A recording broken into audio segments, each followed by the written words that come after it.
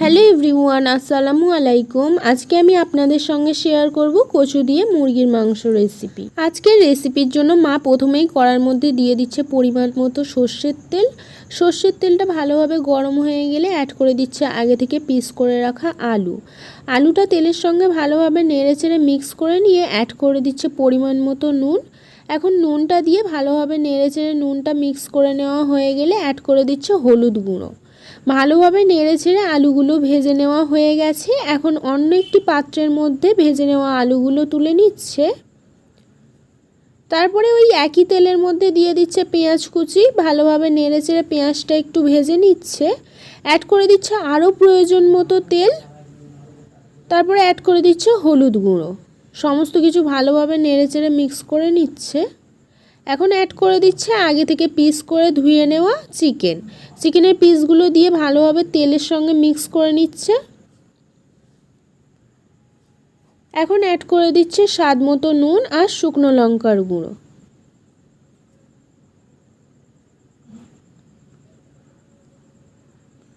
সমস্ত কিছু ভালোভাবে নেড়েচেড়ে মিক্স করে নেওয়া হয়ে গেলে আর মাংসটা হালকা ভেজে নেওয়া হয়ে গেলে অ্যাড করে দিচ্ছে টমেটো।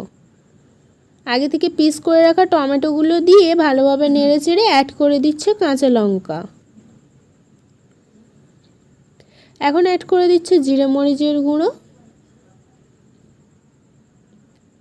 তারপরে অ্যাড করে দিচ্ছে আদা রসুনের পেস্ট।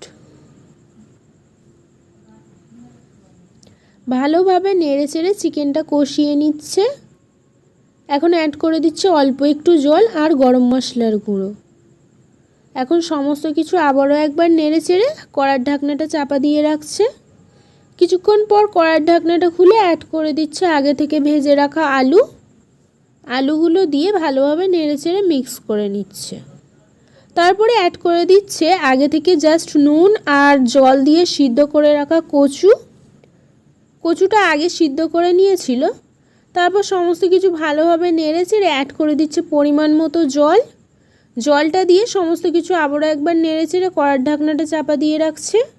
কিছুক্ষণ পর কড়ার ঢাকনাটা খুলে আবারও একবার নেড়েচেড়ে গ্যাসের ফ্লেমটা অফ করে দিচ্ছে। আজকের গুঁড়ি কচু দিয়ে মুরগির মাংস রেসিপিটা সার্ভ করার জন্য রেডি হয়ে গেছে। আজকের রেসিপিটা এই পর্যন্তই। আজকের রেসিপিটা ভালো লেগে থাকলে হাবিবার রান্নাবাটি চ্যানেলটিকে সাবস্ক্রাইব করে অল নোটিফিকেশান অন করে রাখবেন। ফিরে আসবো আবারও নেক্সট কোনো রেসিপি নিয়ে। সম্পূর্ণ রেসিপিটা দেখার জন্য ধন্যবাদ।